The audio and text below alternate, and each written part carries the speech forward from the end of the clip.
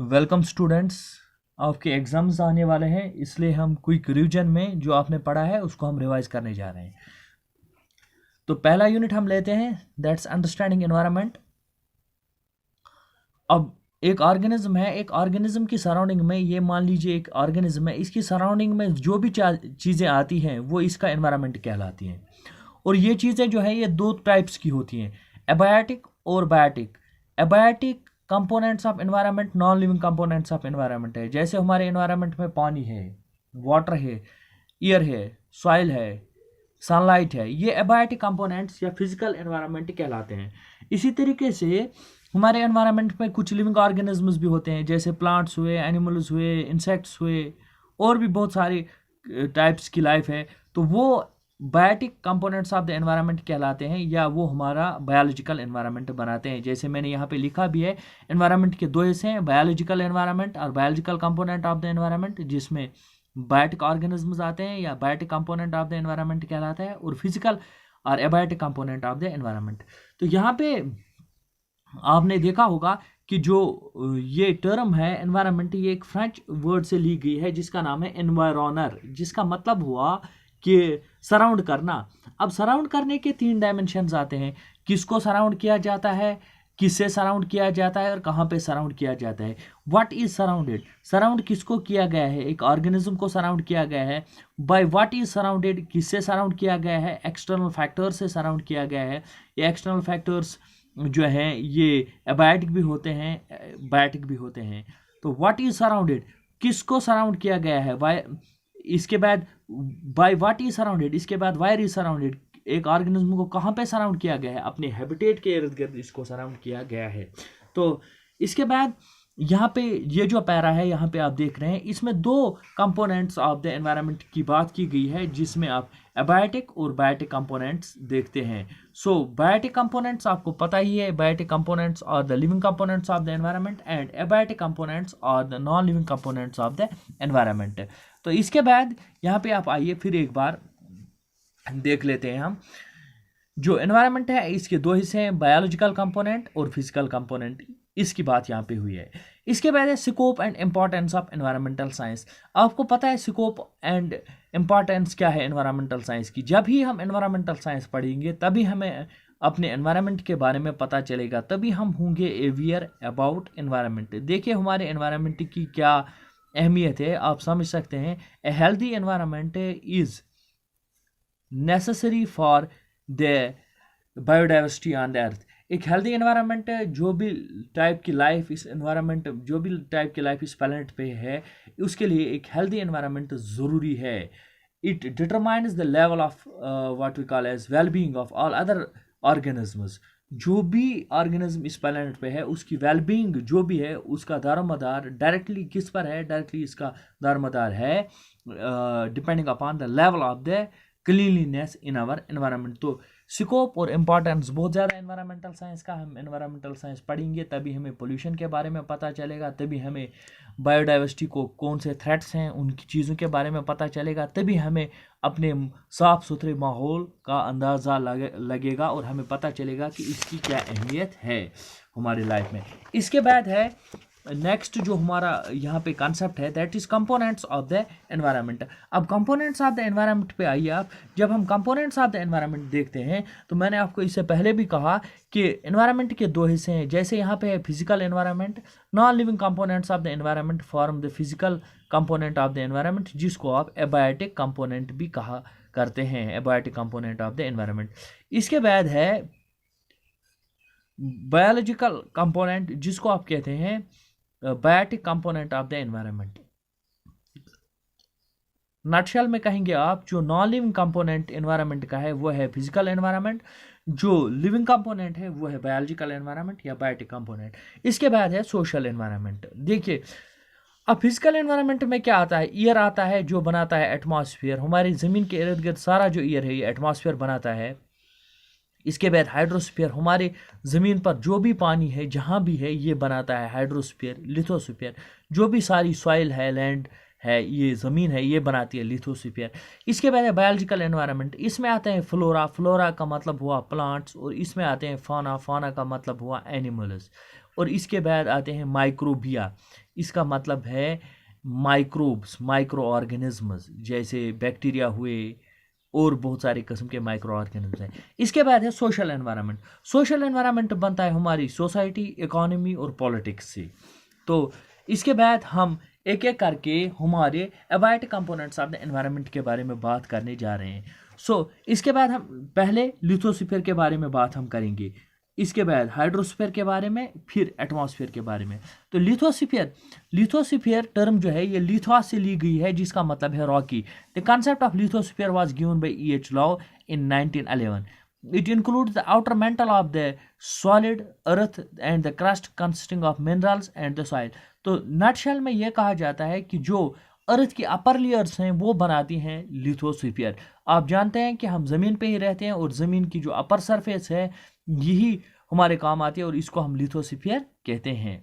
Although we think that earth under our feet is solid and stable, but it has a dynamic structure where forces inside the earth cause continents to move apart, split, crash into each other, but slowly it has a layered structure with core at the interior made up of hot mass of metals, iron, which is surrounded by hot pliable layer of rocks called mantle, and outermost layer of the earth, that's the crust, which is cool, lightweight, brittle, lays with variable thickness। अब आपको ये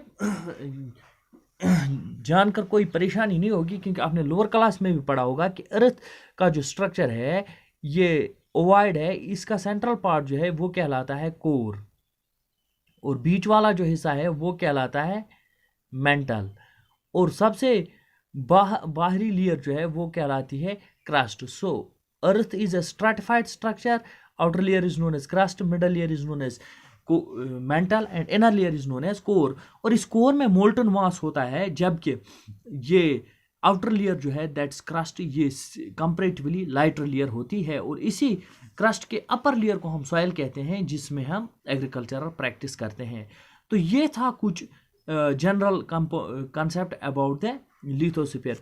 अब ये जो para आने वाला है इसमें भी यही चीज़ लिखी हुई है कि अर्थ की शेप कैसी है।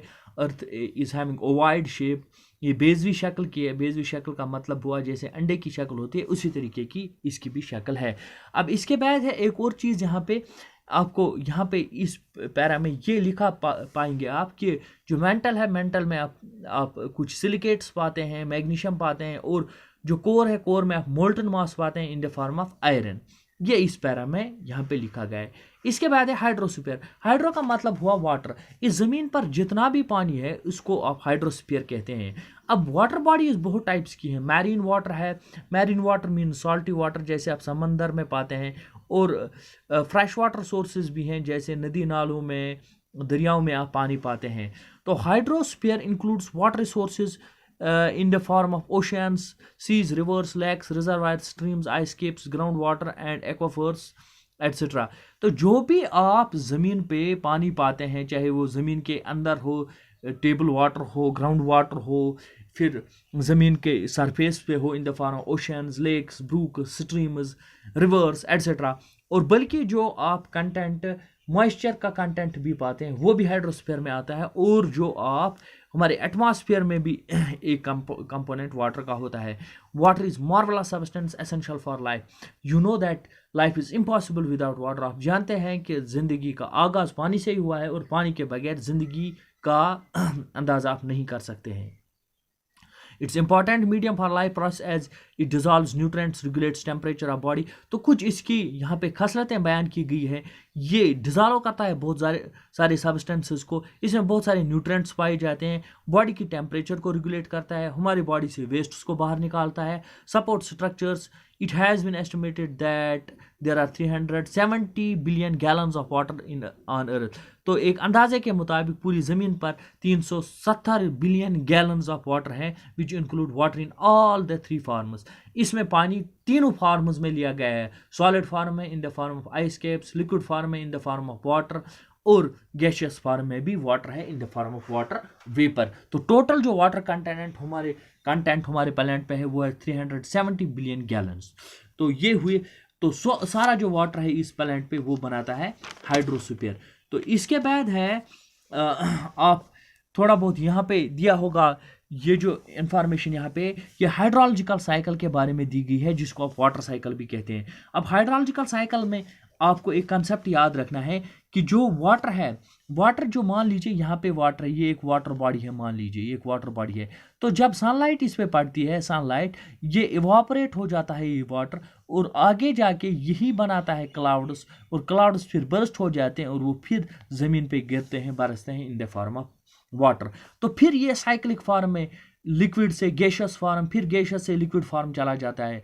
जब ज़मीन पे टेम्परेचर इंक्रीज होता है तो लिक्विड फॉर्म से वाटर इवापोरेट होके इवापोरेशन प्रोसेस के ज़रिए वाटर वेपर बनाता है, और वो अपर एटमॉस्फेयर में चला जाता है, वहाँ पे वो क्लाउड्स बनाता है, और टेम्परेचर जो ही कम हो जाता है वो क्लाउड्स बर्स्ट हो जाते हैं, और वो clouds in the form of rain ज़मीन पे आते हैं।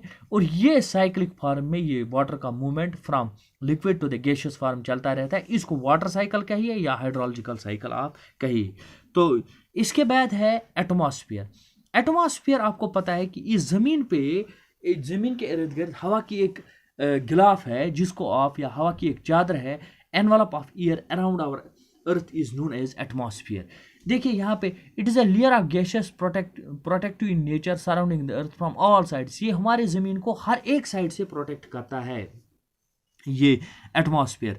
और एटमॉस्फेयर जो है, एटमॉस्फेयर में बहुत सारी गैसेस पाई जाती है, it's a mixture of gases. इसमें अगर आप नाइट्रोजन की बात करेंगे, नाइट्रोजन 78% है, इसी तरीके से ऑक्सीजन 21% है, कार्बन डाइऑक्साइड 0.01% है, और बहुत सारी ट्रेसेस ऑफ अदर गैसेस, जैसे यहाँ पे लिखा है नाइट्रोजन 78%, ऑक्सीजन 20.9, हम लिखते हैं 21%, एर्गॉन की तादाद बहुत कम है, carbon dioxide and other traces of other gases. तो ये मिकदार दी गई, और वाटर वेपर भी एटमॉस्फेयर का एक अहम जुज़ है।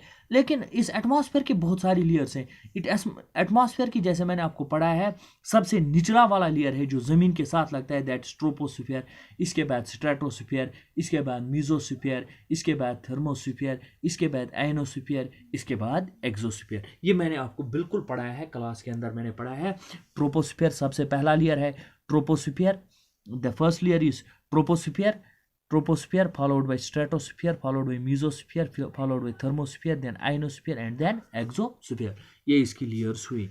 अब यहाँ पे है the atmosphere plays key role in maintenance of life on earth. Atmosphere का बहुत एक कलीदी रोल है इस ज़मीन पे ज़िंदगी के कारवां को आगे लेने में, एक अहम रोल है इसका। It maintains heat balance of earth by absorbing infrared radiation को एब्जॉर्ब करता है एटमॉस्फेयर, और हीट बैलेंस को मेंटेन करता है। It provides life saving gases जैसे oxygen, carbon dioxide, nitrogen. Oxygen के बगैर हम जिंदा नहीं रह सकते, और पौधे कार्बन डाइऑक्साइड के बगैर जिंदा नहीं रह सकते। तो लाइफ सपोर्टिंग गैसेस भी आप एटमॉस्फेयर से ही लेते हैं।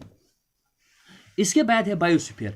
जो भी लिविंग ऑर्गेनिजम्स इस प्लेनेट पे हैं वो इस प्लेनेट का बायोस्फीयर बनाते हैं। All living organisms from smallest bacterium to largest blue whale need a place to live in, and this place is being provided by the surface of earth either in the form of oceans, earth's crust, or atmosphere, where all these components interact to provide place for organisms to live। Biosphere तो सारे जो living organism है, bacteria से लेकर blue whale तक, सारे के जो लिविंग ऑर्गेनिज्म है जो इस ज़मीन पे रहते हैं, चाहे ज़मीन पे रहते हैं, हवा में रहते हैं, पानी में रहते हैं, ये सारे बायोस्फीयर कहलाते हैं। So all the biota living on this planet either in oceans or on this terrestrial habitats, in aquatic habitats, in aerial habitats, पानी में रहने वाले, ज़मीन पर रहने वाले, खुश्की पर रहने वाले, हवा में रहने वाले, सारे जो ये लिविंग ऑर्गन्स है ये बायोस्फीयर बनाते हैं। तो आज के रिवीजन लेक्चर में, जो पहला रिवीजन लेक्चर है, इसमें हम लोगों ने बात की एनवायरनमेंट के बारे में। एनवायरनमेंट एक ऑर्गेनिज्म की सराउंडिंग होती है। इसके दो कंपोनेंट्स होते हैं, फिजिकल कंपोनेंट ऑफ एनवायरनमेंट जिसको एबायोटिक कंपोनेंट कहते हैं, बायोलॉजिकल कंपोनेंट ऑफ एनवायरनमेंट जिसको बायोटिक कंपोनेंट कहते हैं। इसके बाद components of the environment. Components of environment में फिजिकल कंपोनेंट है एनवायरनमेंट का जिसको एबायोटिक कंपोनेंट कहते हैं, फिर बायोलॉजिकल कंपोनेंट है, और फिर सोशल कंपोनेंट है एनवायरनमेंट का। आइए हम सबसे पहले देखते हैं एबाइट कंपोनेंट को। तो इसमें सबसे पहले लिथोस्फीयर आता है, जो सारी ज़मीन है ये लिथोस्फीयर कहलाती है। इसके बाद है हाइड्रोस्फीयर, सारा पानी जो ज़मीन पे है ये हाइड्रोस्फीयर कहलाता है। One point to be mentioned over here again is that it's estimated that the total this water on this planet in the form of solid, liquid or gaseous form is 370 billion gallons। तो इसके बाद है यहाँ पे water cycle का concept, जैसे मैंने कहा कि साइक्लिक फॉर्म में वाटर कैसे रहता है। फिर एटमॉस्फेयर का सारा जो ये हवा की जो गिलाफ है ज़मीन के इर्द गिर्द, ये एटमॉस्फेयर कहलाता है। और इसका रोल फिर ये कैसे मेंटेन करता है, यहाँ पे लाइफ सपोर्टिंग गैसेस कैसे प्रोवाइड करता है हमें। इसके बाद बायोस्फीयर कि सारे जो लिविंग ऑर्गेनिज्म इस प्लैनेट पे है वो इकट्ठे बायोस्फीयर बनाते हैं। तो नेक्स्ट वाले लेक्चर में हम आगे चले जाएंगे और आगे देखेंगे कि आगे कौन से कॉन्सेप्ट्स है। तो ये आपका एक रिवीजन लेक्चर था, इसको आराम से देखिए और एग्जामिनेशन के लिए तैयार कीजिए इसको।